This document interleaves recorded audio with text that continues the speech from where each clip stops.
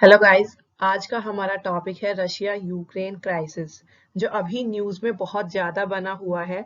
और न्यूज़ में बने होने का रीज़न क्या है? यूएस ने अपने सिटीजन्स को वार्न किया है to move out of Ukraine because Russia can attack Ukraine any time. ठीक है, तो अभी हमें ये न्यूज़ पढ़नी है। सबसे पहले इसकी हिस्ट्री पर चलते हैं कि रशिया और यूक्रेन की रिश्ते की शुरुआत हुई कहाँ से थी। ठीक है, तो इनकी स्टार्टिंग हुई थी यूएसएसआर से। ये दोनों कंट्री एक फेडरल यूनियन का हिस्सा थी जिन्हें यूएसएसआर कहते थे। इसमें अदर कंट्रीज भी थी जिनका म्यूचुअल इंटरेस्ट था एक फेडरल यूनियन बनाने का। ठीक है, और उसकी पॉलिटिकल पार्टी थी, एक सिंगल पॉलिटिकल पार्टी थी, and that was called communist party of the Soviet Union, and its capital was Moscow, जो कि प्रेजेंटली रशिया की कैपिटल है। एंड ऑल्सो इसमें अदर सेंटर्स भी थे जो इम्पोर्टेंट थे। For example in India not only Delhi is important but cities like Mumbai are also important. ठीक है, तो वहां पर भी अदर सेंटर्स थे जो बहुत इंपॉर्टेंट थे, आउट ऑफ विच हमारे लिए जो इम्पोर्टेंट है वो है कीव, जो प्रेजेंटली यूक्रेन की कैपिटल है। ठीक है, तो रशिया और यूक्रेन दोनों ही यूएसएसआर का हिस्सा थे, बट लेटर ऑन बहुत सारी कंट्रीज को लगने लगा that they wanted to be independent. उन्हें लगता था कि अब वो इंडिपेंडेंट होकर अपनी कंट्री चला सकते हैं। They do not need to be the part of USSR anymore. ठीक है, तो डिसइंटीग्रेशन स्टार्ट हो गया यूएसएसआर का इन 1980s, and finally disintegrate हुआ कब? on 26th of December 1991 and Ukraine became an independent country। ठीक है, तो अभी क्या है, यूक्रेन यूएसएसआर से अलग हो गया है, इंडिपेंडेंट बन गया है। तो फिर रशिया को यूक्रेन से क्या चाहिए? तो पहले हम ये देखते हैं यूक्रेन के पास ऐसा है क्या जो रशिया को उससे चाहिए। तो यूक्रेन के पास है उसकी जियोग्राफिकल पोजीशन। जियोग्राफिकल पोजीशन में क्या है कि ब्लैक सी, जिसके थ्रू ट्रेडिंग होती है, सी रूट वाली, उसके ऊपर यूक्रेन का बहुत बड़ा कब्जा है। कब्जा नहीं मतलब इलीगल कब्जा नहीं है, कि जो सी रूट के थ्रू ट्रेडिंग होती है ब्लैक सी से, उसमें यूक्रेन का बहुत बड़ा हाथ है, यूक्रेन की बहुत ज्यादा इंपॉर्टेंस है, जिसकी वजह से Ukraine can influence the trading system of Europe and Asia via sea route. ठीक है, तो अगर कोई कंट्री ऐसी है जिसके यूक्रेन के साथ फ्रेंडली रिलेशंस हैं, या फिर यूक्रेन किसी के कब्जे में है, तो वो यूक्रेन के थ्रू यूरोप एंड एशिया के सी रूट के ट्रेडिंग को कंट्रोल कर सकते हैं। ठीक है, तो यूक्रेन के पास ये है जो रशिया को चाहिए। तो फिलहाल क्या है कि यूक्रेन है क्लास का एक पावरफुल बच्चा।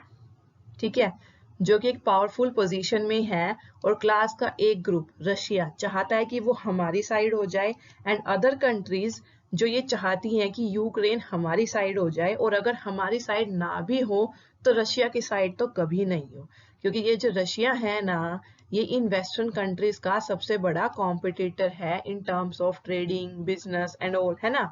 क्योंकि रशिया भी एक मेजर सुपर पावर है, और वेस्टर्न में भी यूएस है, वो एक मेजर सुपर पावर है। तो इसीलिए यूएस को डर है कि यूक्रेन रशिया की साइड ना जाए। तो अब क्या है, सबसे पहले हम बात करते हैं रशिया और यूक्रेन की, फिर बात करेंगे यूएस बीच में क्या लेने आया। ठीक है, तो अब रशिया की नजर है यूक्रेन पे due to its geographical position. तो रशिया मौके में था कि कब इसको यूक्रेन को इन्वेड करने का मौका मिलेगा, और ये मौका इसको मिला 2014 में। 2014 में यूक्रेन के प्रेसिडेंट थे mister Victor Yanukovych, who was considered to be a pro Russian president. तो उनके अगेंस्ट एक बहुत बड़ा प्रोटेस्ट खड़ा हो गया, जो कि मास प्रोटेस्ट था, जिसकी वजह से ही had to flee from Ukraine.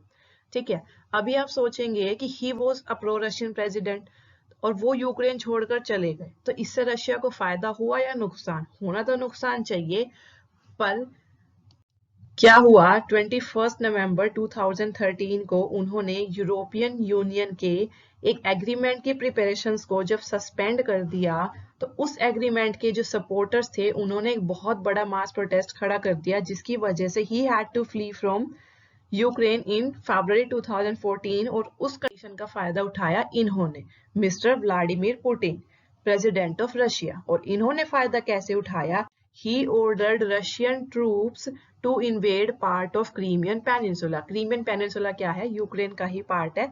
उन्होंने बोला जाकर क्रीमियन पेनिनसुला पर कब्जा कर लो.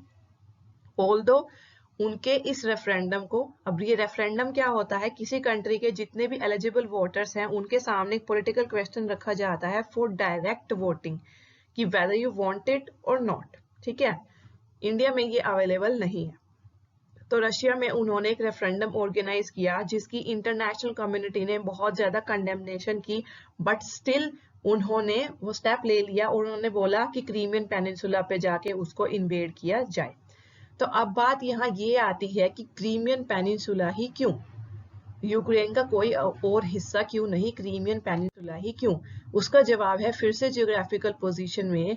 यूक्रेन को, अब यूक्रेन के पास क्या था, ब्लैक सी से ट्रेडिंग का एडवांटेज. वो ट्रेडिंग का एडवांटेज इसको है ही क्रीमिया की वजह से, क्योंकि ये जो आप देख रहे हैं, ये जो क्रीमिया है ये पूरा ब्लैक सी में है ना. क्रीमियन पेनिनसुला, पेनिनसुला क्या होता है, जिसके 3 साइड वाटर हो. तो फिर अब ये है ही ब्लैक सी में, तो ट्रेडिंग के लिए मोस्ट इंपॉर्टेंट क्रीमिया है. ठीक है, तो अगर रशिया पूरे यूक्रेन को इन्वेड ना करके क्रीमिया को भी कर लेता है तो भी ट्रेडिंग का बहुत बड़ा हिस्सा उसके कंट्रोल में आ जाएगा. तो इसलिए ऑर्डर किया गया कि क्रीमियन पेनिनसुला को जाकर इन्वेड करो.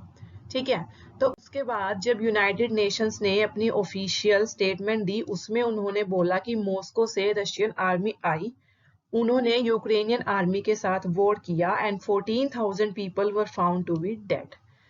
तो अब अगर यूनाइटेड नेशंस इंटरनेशनल ऑर्गेनाइजेशन हो गया, अगर उसने स्टेटमेंट दी है तो इंटरनेशनल कंडेमनेशन तो आएगी ही. तो प्रोटेस्ट हुए, उनको कंडेम किया गया, उन पर इकोनॉमिक सैंक्शंस भी लगाए गए. तो एज अ रिजल्ट पुतिन ने बोला कि it will never happen again, दोबारा कभी नहीं होगा. उसके बाद इनडायरेक्टली तो कभी कुछ नहीं हुआ, डायरेक्टली कभी कुछ नहीं हुआ, बट इनडायरेक्टली 2014 से रशिया लगातार कोशिश में लगा हुआ है यूक्रेन से फाइट करने की.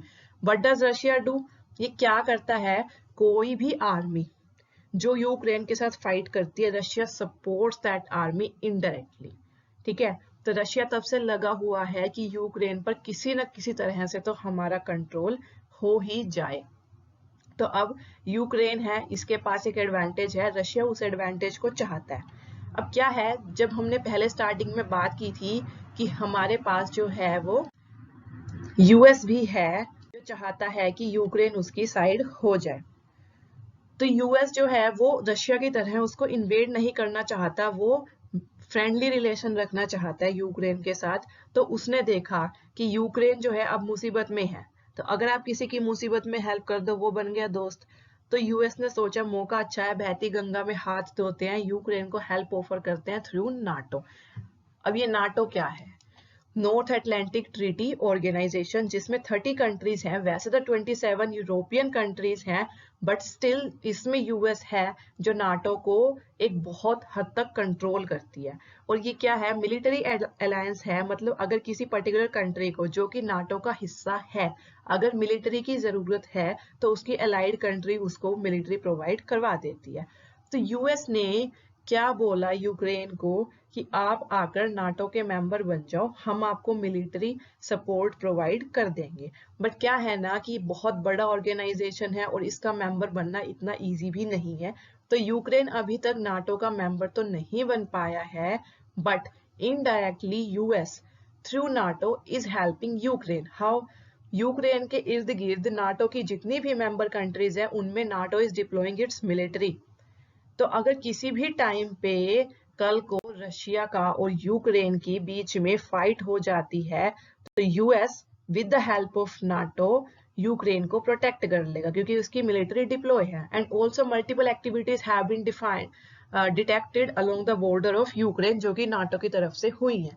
तो अब रशिया को ये हो गया है कि वो रशिया जो पहले यूक्रेन को अपने साथ मिलाना चाहता था, अब यूएस ने अपना एक पावरफुल वेपन फेंक दिया है जो कि है नाटो, जिससे कि यूक्रेन के साथ फ्रेंडली रिलेशंस उसके बन सकते हैं. और अगर ऐसा हो गया, एक तो रशिया के हाथ से यूक्रेन का कंट्रोल निकल जाएगा, दूसरा फिर यूएस यूक्रेन का यूज करके यूरोप के और एशिया के सी रूट के ट्रेड को कंट्रोल करने की कोशिश करेगा. ठीक है, तो फिर रशिया ने जवाब देते हुए क्या किया, उसने अपने 1 लाख ट्रूप्स को डिप्लॉय कर दिया यूक्रेन के बॉर्डर पे कि अगर आने वाले टाइम में हमें ऐसा लगता है कि यूक्रेन नाटो का मेंबर बन जाता है या फिर नाटो की एक्टिविटीज ज्यादा हो जाती हैं यूक्रेन के साथ, तो फिर हम भी तैयार हैं। तो रशिया ने अपना वो डिप्लॉय कर दिया है। तो फिलहाल सिचुएशन क्या है कि रशिया नाटो को कहता है कि यूक्रेन नाटो का मेंबर नहीं बनना चाहिए, क्योंकि उसके थ्रू फिर यूएस कुछ ना कुछ करेगा, तो नाटो का मेंबर तो नहीं बनना चाहिए। और अगर नाटो में मेंबरशिप के लिए, जैसे मेंबरशिप के लिए वो होती है ना, वोटिंग होती है, तो नाटो में अगर मेंबरशिप के लिए वोटिंग होती है तो हमें वीटो पावर चाहिए कि यूक्रेन नाटो में आना चाहिए नहीं आना चाहिए, ताकि हम यूक्रेन की एंट्री ना होने दें नाटो में। On the other hand NATO allies क्या चाहती हैं, वो चाहती हैं कि रशिया यूक्रेन को थ्रेटन करना बंद करे और इस पे से अपनी फोर्सेस को हटा ले, जिसके लिए यूएस ने बहुत सारे सैंक्शंस भी इम्पोज किए रशिया के ऊपर।